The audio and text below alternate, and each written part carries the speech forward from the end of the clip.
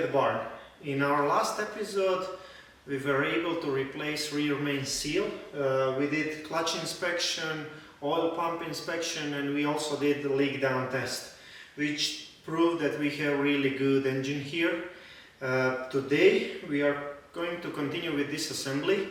We will disassemble engine top ends left and right, and then we will proceed with the front part like electrical systems, alternator, all the way to the chain and sprockets, and hopefully we will be able to remove starter motor as well, and then what will be left is essentially the block itself. So stay tuned and let's continue. Okay, so we are here at left side. We will start with the left cylinder removal. Whenever you want to remove head and cylinder, it's always a good idea to be at top dead center on a compression stroke. The reason for that is you don't want to have these springs and valves under tension while you are removing the nuts when you are performing this assembly. In order to verify that, you put you check for OT mark on a flywheel in the check window, and then you check if there is any kind of free play on rocker arms. Here there are essentially 6 nuts that hold the head together. 4 are holding the rocker arm assembly, and 2 are just for head. So first we will start with removing these 4 in crisscross pattern. For that, 15mm socket is used. Okay. Second one.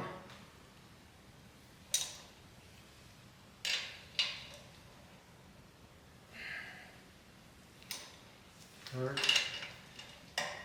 And fourth. So whenever you are doing this, essentially you are praying that stud stays and nut is rotating.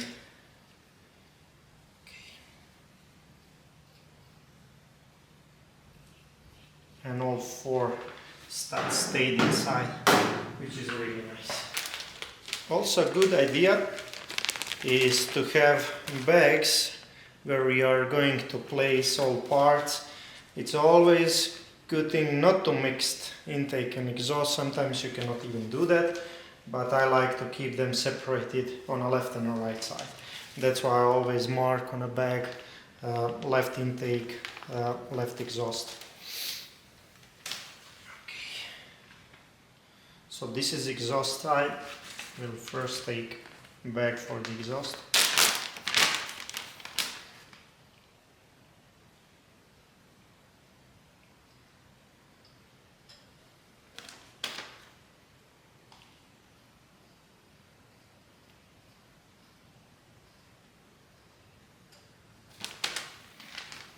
And now rocker arm assembly should just slide out. So you essentially hold it like this, because this post can spread, can be removed from a rocker arm. There are needle bearings inside, and you don't want those to start flying everywhere. Okay.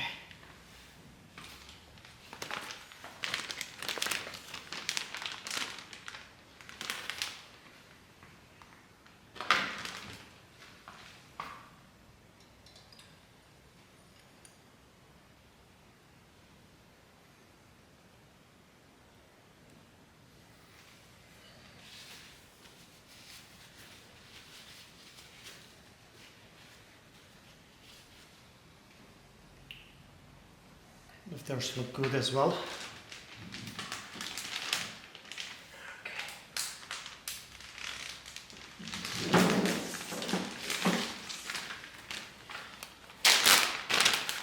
Now intake side.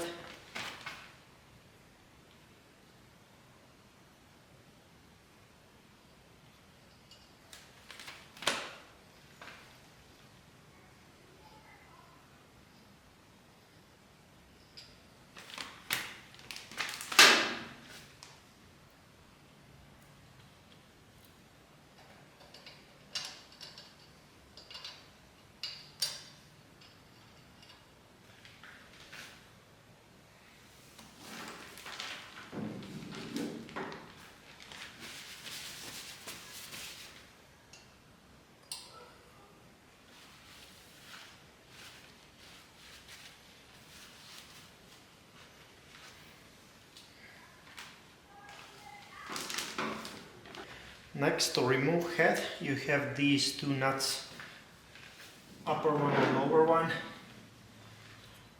with thick washers beneath. We're going to remove those as well.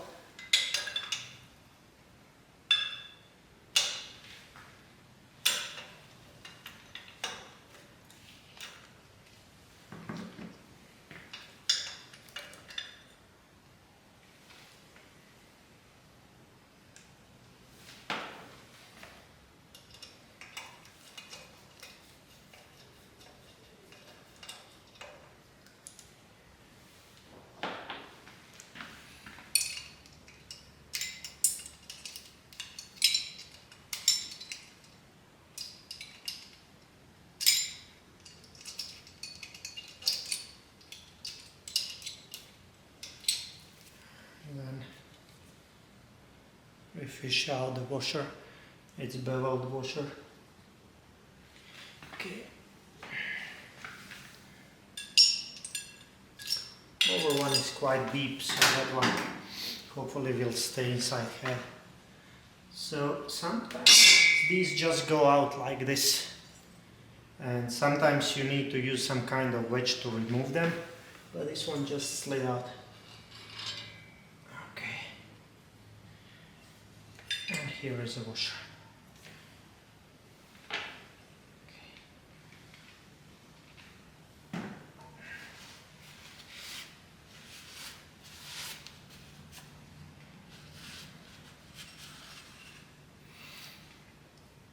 Okay, a lot of carbon buildup. We will clean everything, inspect the valves, clean them as well, and of course piston, and then put everything back together. Okay. Now cylinder is not held by essentially by anything here, so it should just slide, but usually does not. Usually there is some silicone here. So that means that we will need to either tap it with a mallet and then use some wedges just to pull it out.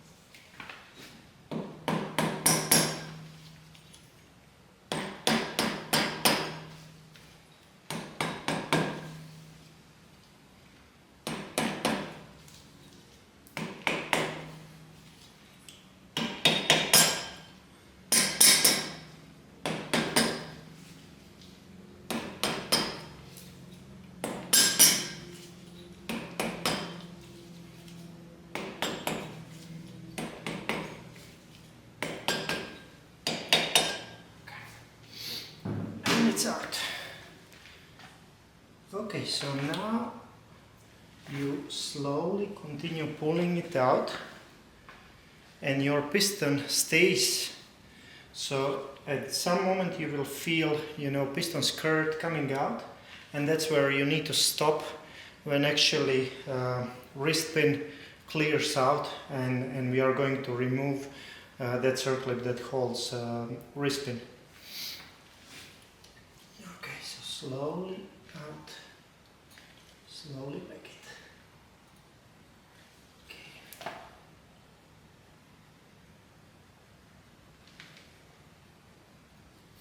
Okay. So you put your fingers here, and then here it comes. This is skirt of a piston is coming out. Now slowly, until you see your wrist pin, and there it is. It's good idea to put some rag beneath piston rod, so once when you free it, it doesn't smack on a block, because it can actually damage it. So I'm going to put this one here, so it prevents any kind of damage. And now I need to remove the circlip that holds wrist pin in place.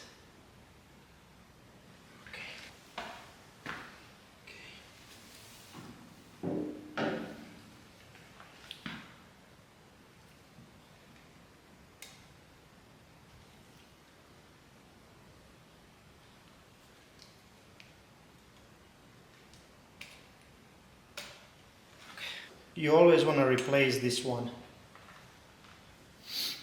when we are putting things back together. Okay.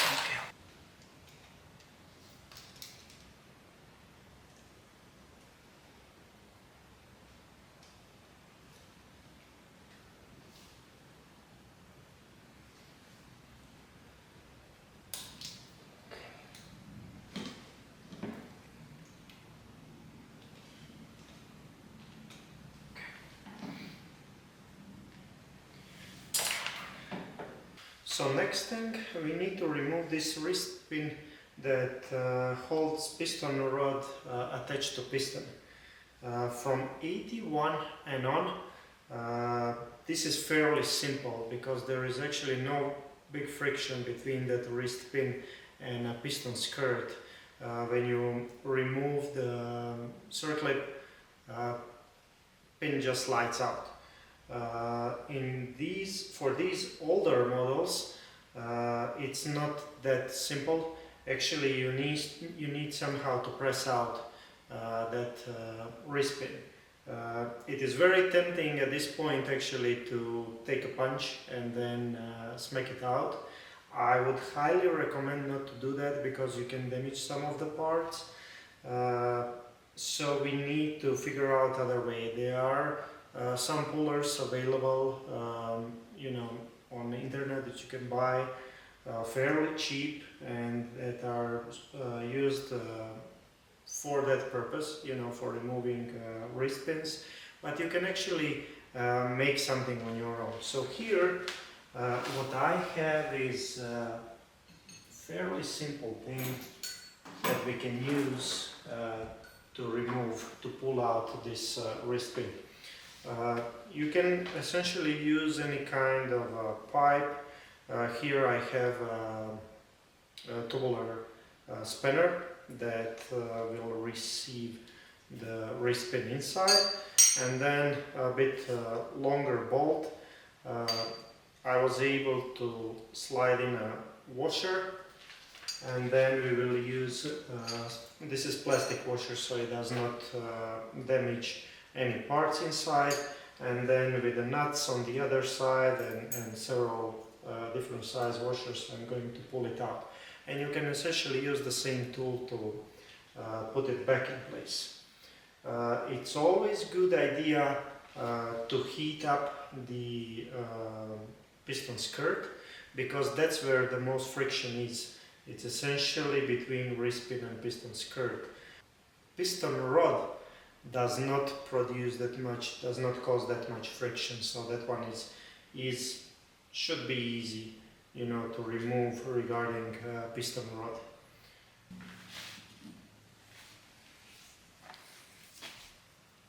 So what I was telling you, essentially you can see here, like a longer bolt and then a plastic washer to prevent any kind of damage. What you want to do is drive it from one side to another, and then some kind of pipe that can take the wrist pin inside,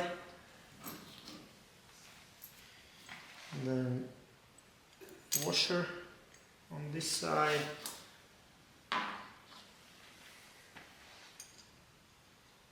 a nut.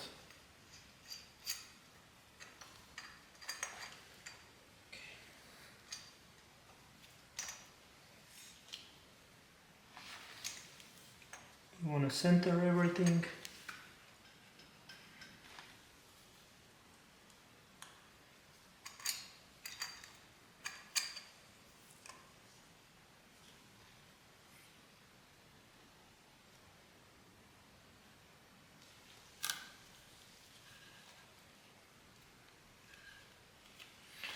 and let's heat it up.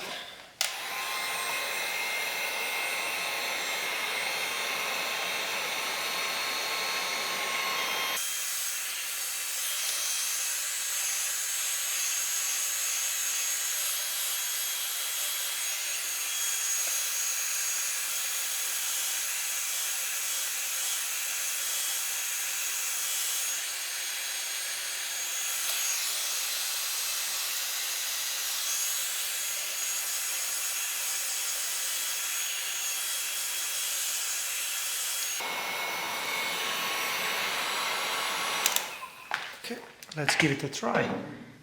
Piston, wrist pin is from steel, piston is from aluminum. They have different expansion characteristics, where aluminum expands a bit faster than a steel. Okay.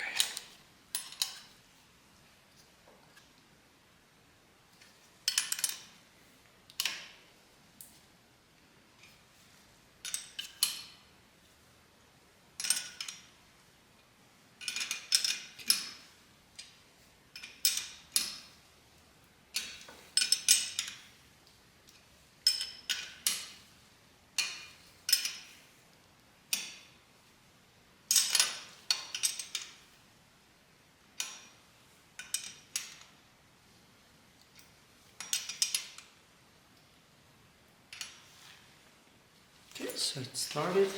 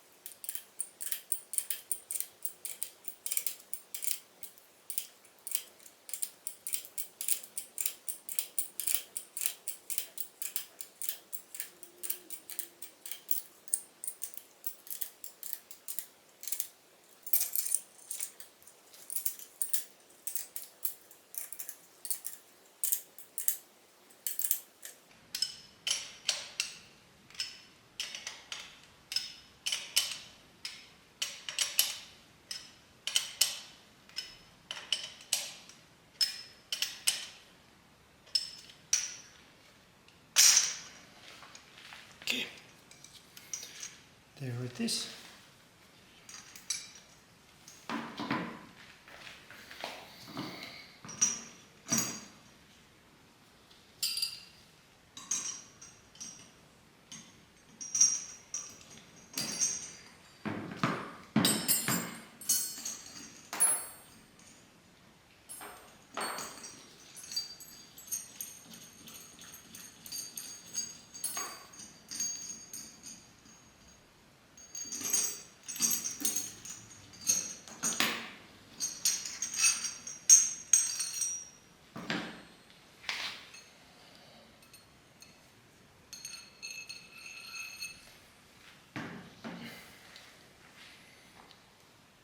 And here is the wrist pin in perfect shape.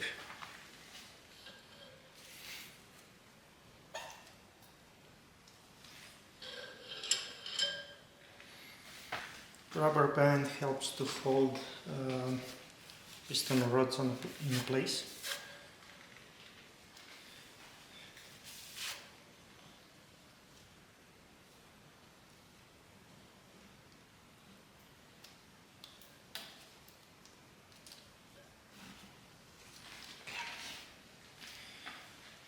Now we are going to actually disconnect piston rods to inspect the half shell bearings.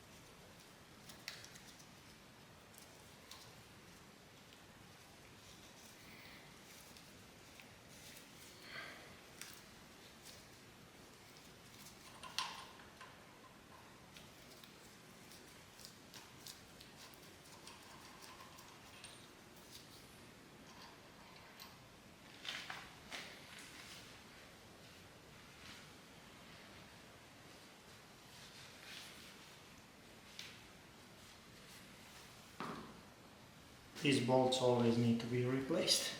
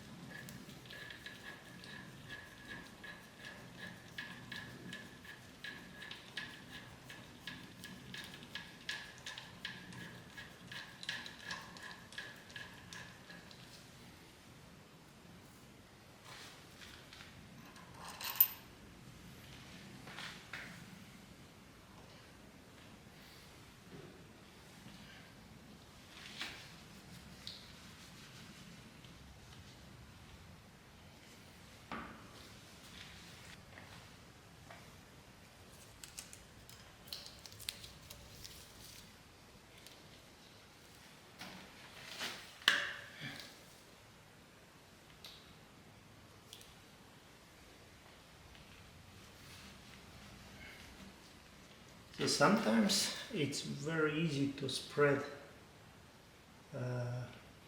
these two halves, like this time for instance. And I'm going to hold another one, doesn't fall down. But sometimes it's more difficult. Okay, let's fish it out.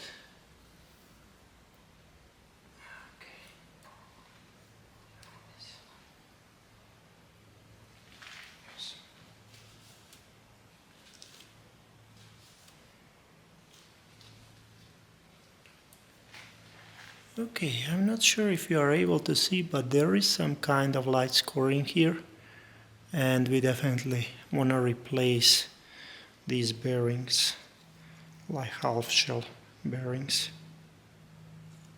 These are directional pins and holes, always look at front. Okay, let's take a look at this one.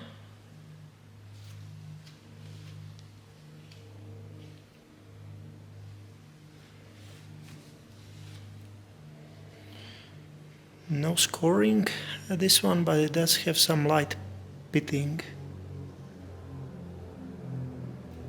So definitely both are, this is for replacement. And usually when you come this far, it's actually a good idea to replace those.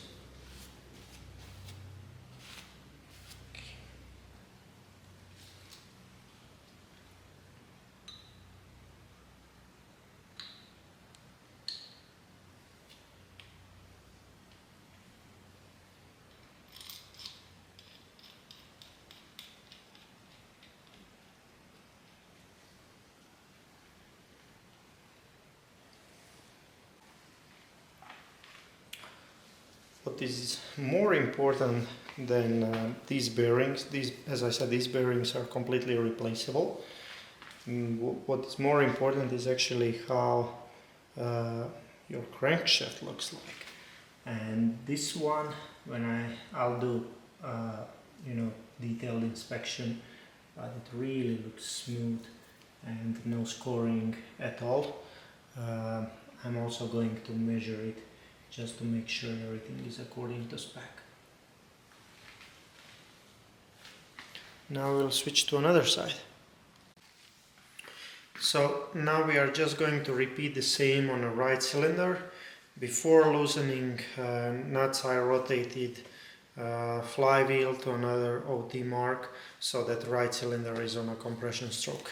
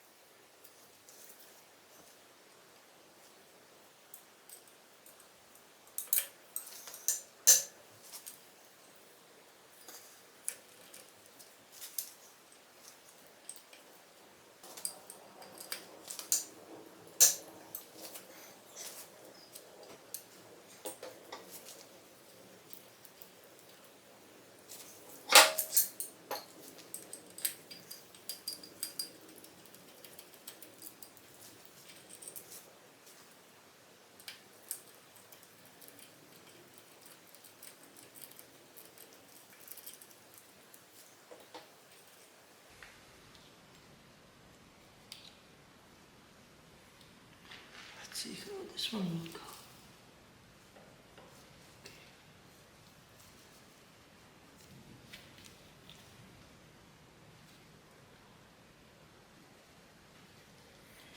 Yeah, this one does not want to separate that easily. Okay.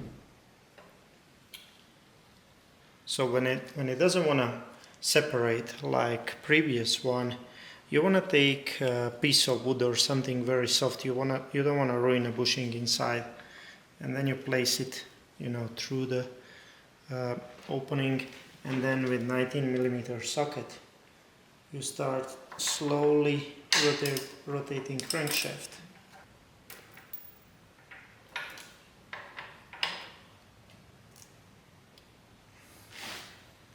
And now with the other hand, I'm going to hold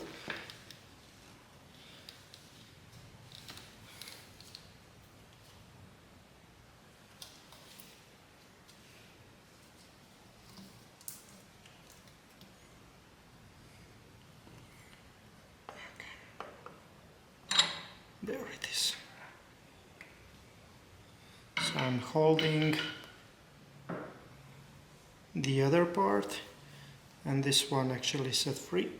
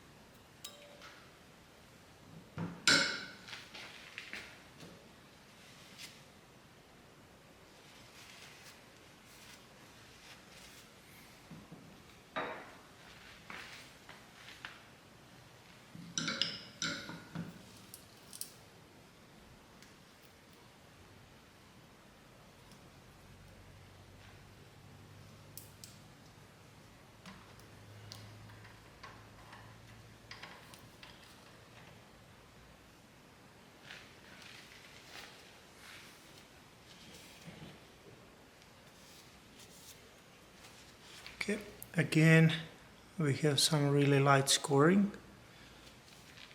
on the bearings. This one as well.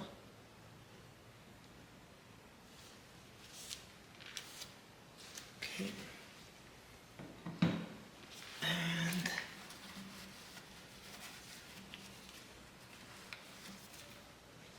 yeah, so crankshaft looks really good, and bearings will be replaced.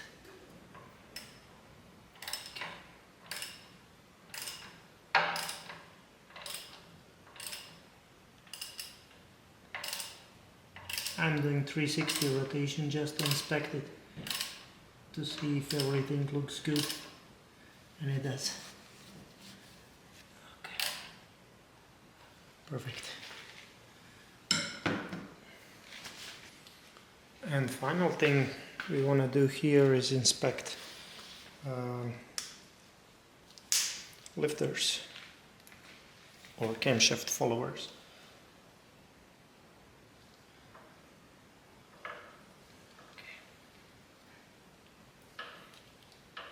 This is intake.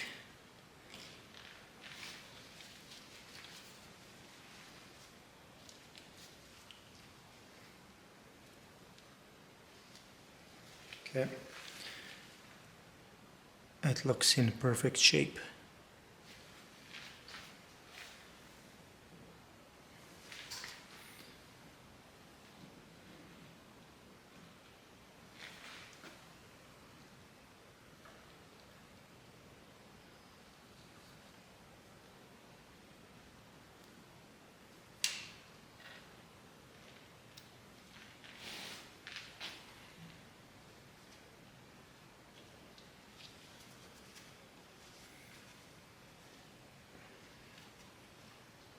This is exhaust.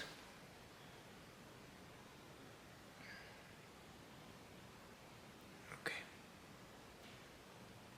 No damages at all. So after we are done with the top end removal, we will proceed with timing cover removal and electrical components. We are going to remove diode board, alternator and starter. Before I proceed, I would like to talk about components that I was able to find here when I removed the front cover. So first thing that I saw is that this bike does not have the original ignition and timing. Instead of points and condenser, the previous owner actually installed the electro-optic timing, which is a really nice addition. I'm definitely going to keep that. I'm happy for that, and I want to thank the previous owner for doing that and spending some money on this bike. The reason for that is those new components are, really nice. They are very convenient because you don't need to check the points and set them every now and then. You basically set it once and you forget about it, and I'll show you how that works. Diode board is also new. The original diode boards were kind of weak point, and previous owner installed EME version, which is really nice. Another thing I saw, voltage regulator is also upgraded one, so we should be good there. Maybe even the rotor of the alternator is also new, because parts where brushes are making the surface look really new. So I'll check that once when I remove stator to see what the rotor looks like. And that's it. So without further ado, let's proceed with alternator removal. So first thing that we are going to start with is actually tech removal. Tech cable.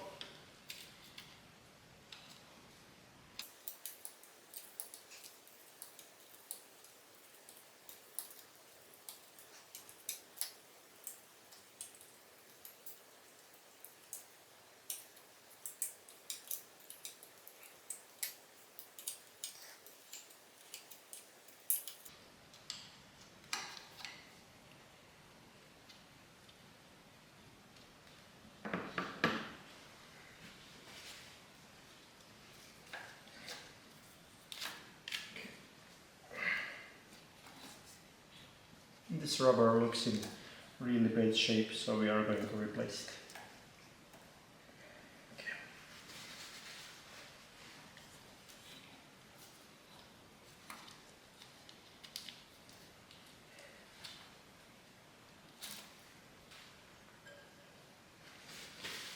Move it out of our way. Yeah, I can see that stator is original. Let's see what's going on with the rotor. So next thing that we want to do is, at this point actually it's pretty smart idea to take as many pictures as you want and as you need. That's in general thing with electrical components, because you need to pay special attention to routing of cables, so it's really good idea to take pictures. So I'll start disconnecting things.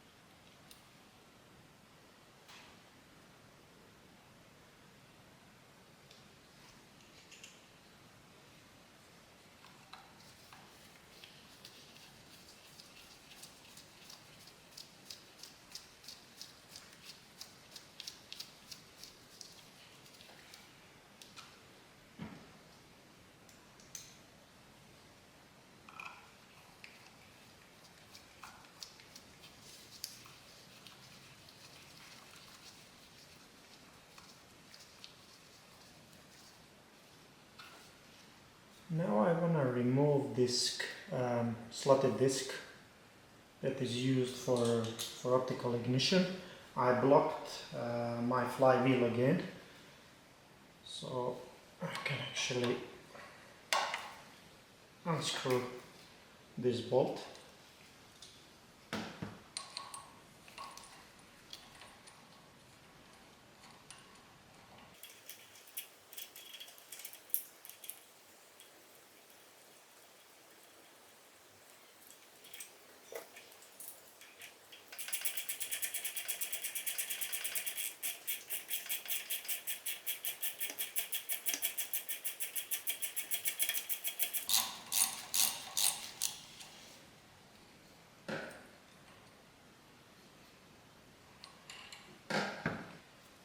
So stator is actually held on by these 3 bolts, and that's tight fit, so most likely we will need to just pry it out to free it. But before doing that, I want to remove this bolt so I can remove this cable for the optical system. And also, I don't know in what condition are these brushes. So I'm going to try to save them if they are worth of saving. So I'm going to pop them out so I don't destroy them while I'm removing stator from a rotor. And this is 4mm Allen.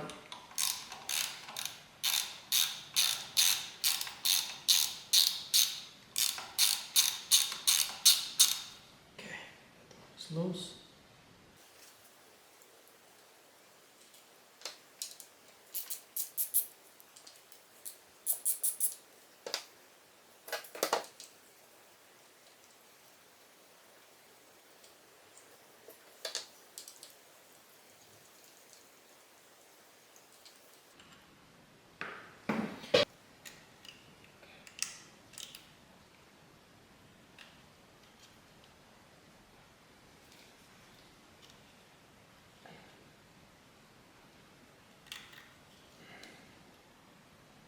Okay, that one is out.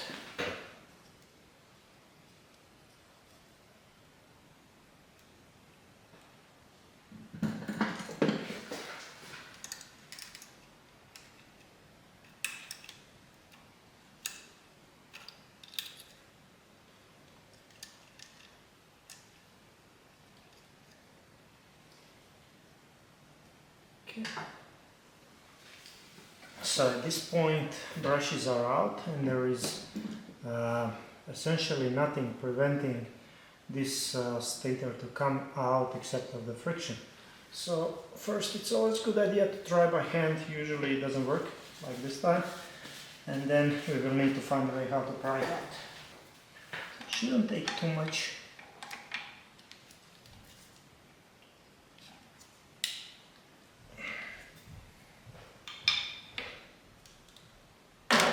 There it is. Okay, next thing is we need to remove rotor itself. And the rotor is held on a crankshaft by a taper. And the way how to remove it is to have this special hardened bolt and then just screw it in.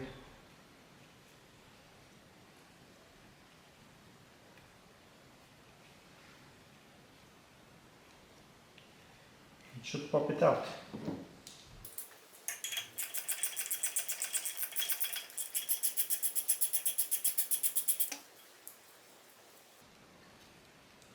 Okay, all the way to the end. Now we will drive it out, and it's a good idea to hold it by hand because when it starts coming, sometimes it comes abruptly.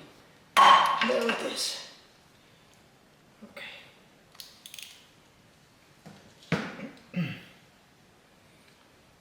Yeah, and this rotor is brand new. Next we are going to remove that bolt. It's held by 4 bolts.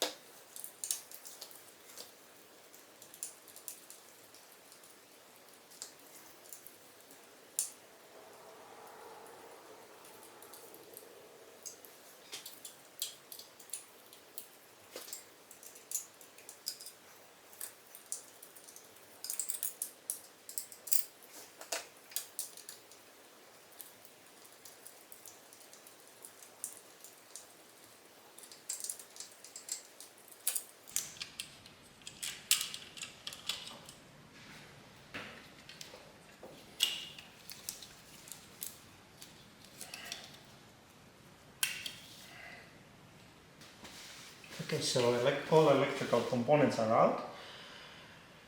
So we will proceed with the removal of timing cover.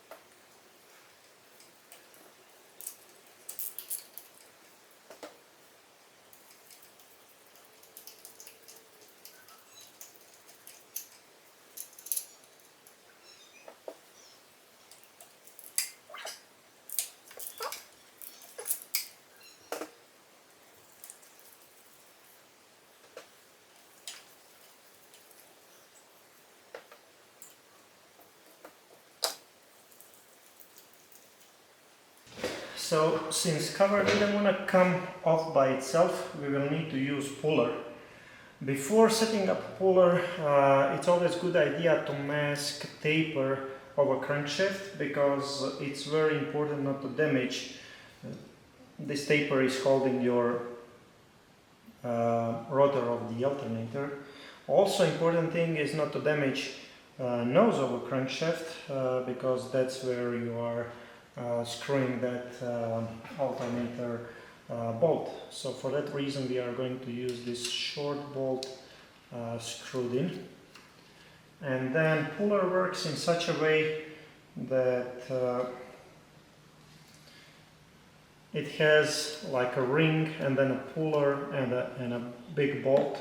Good idea is to grease this bolt so there is no friction between puller and a bolt, and then ring has 3 holes that correspond to 3 threaded holes where stator of the alternator is attached. And we can use the original alternator bolts screwed all the way in.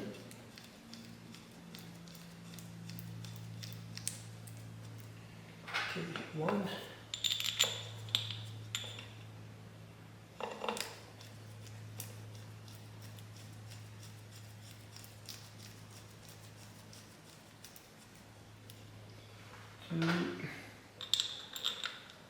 And this is the last one.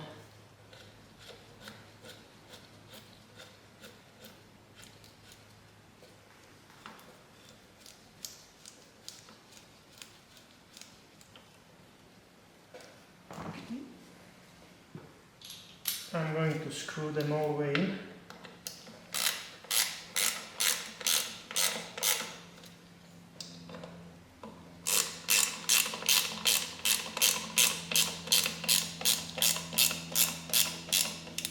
Okay, and the last one. This one is already in. Okay. And now we will slowly start tightening.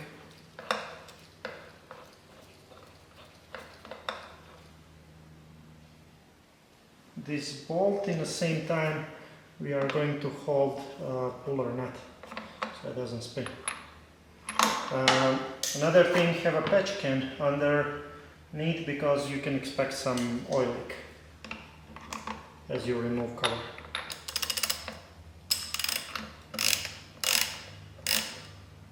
And if this does not go, if it's stubborn, then you can always heat up the cover. Let's give it, oh, it already started separating. Okay. It's out.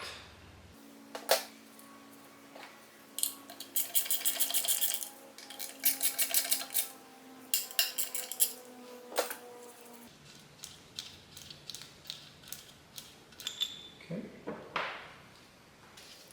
We will take top cover off as well, where starter motor is.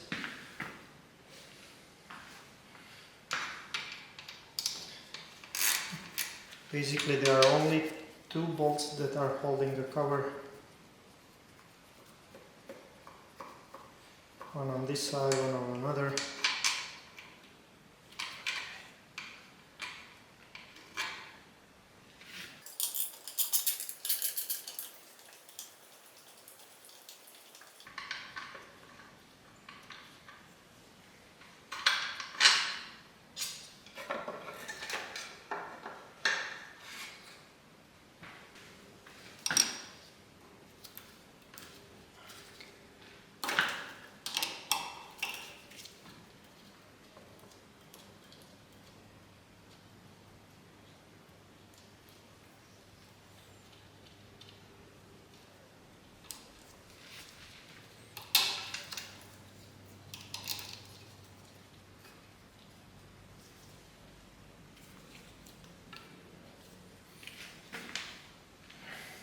Okay.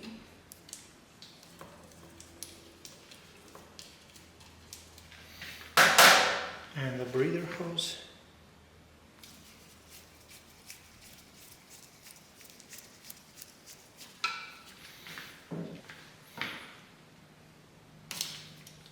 This one is all rotted. It was leaking, so we will end up replacing it.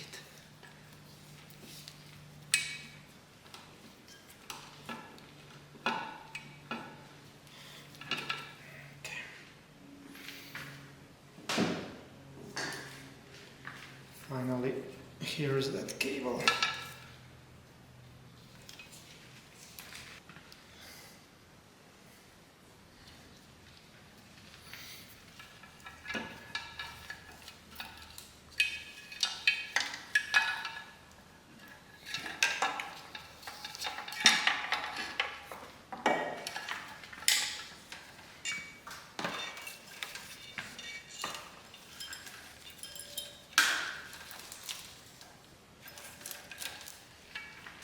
Now, before we take starter motor out, we can actually do inspection of timing chain and sprockets.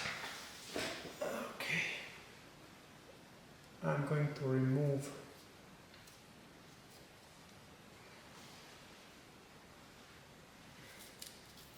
this masking tape.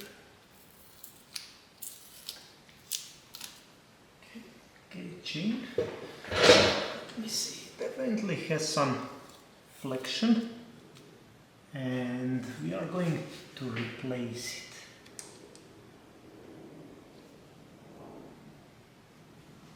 Sprockets seem in really good shape, and I will need to rotate the crankshaft just to make sure. Yeah, so this chain is most likely original. It was never replaced before.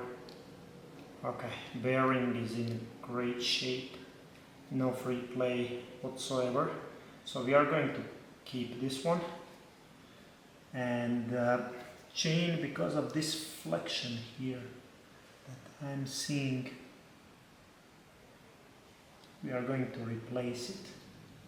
And then also tensioner. We will replace that one as well. Okay, let's take a look at the sprockets.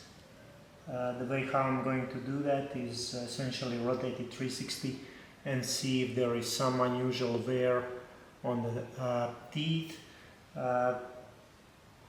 These are basically the same as any other sprockets, you know, that you have on chain-driven motorcycles or bicycles. You know, when sprockets are bad, teeth have kind of weird shape, almost like a shark fin, you know, toward one side.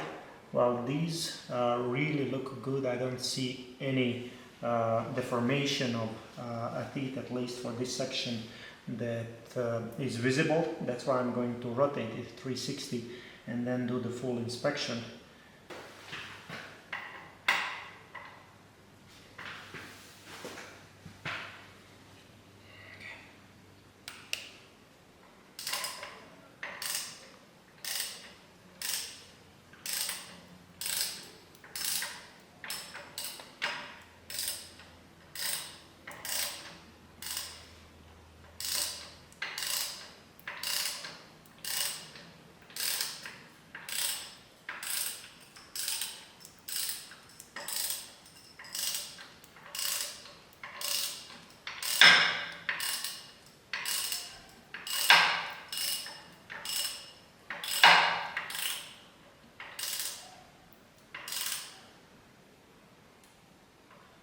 There it is. So everything looks great with the sprockets. Okay, let's proceed with starter removal.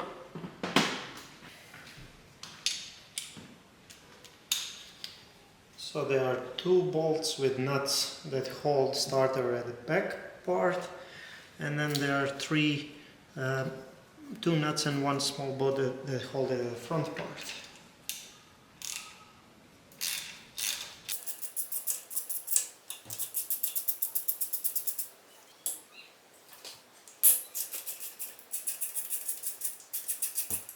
And now we can remove these two nuts and one bolt that hold the plate at the front part, and I believe at that point starter will be free. This is original starter in this bike, it's Bosch. These starters are good in a way that when they fail they can be rebuilt, but they take a lot of amps, and that's why these bikes have huge battery. I'll decide what to do with the starter. It used to work just fine, so maybe I'm going to just clean it, inspect it inside and then keep it. Or if things do not look good, maybe I'll replace it with Valet or some modern starters that do not consume so much power for spinning. Okay, this is 8mm.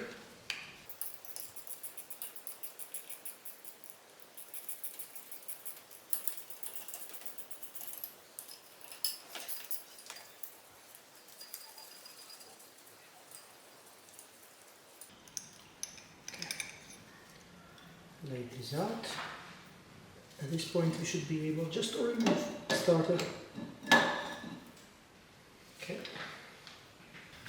So that's it for this episode. I believe we made a pretty good progress. We stripped this block almost to bare aluminum. In the next episode we are going to take block out of the frame. We will proceed with the front part removal. Front wheel, forks, fairing as well, some of the electronics over there, and I hope I'll see you in the next episode. Please stay tuned.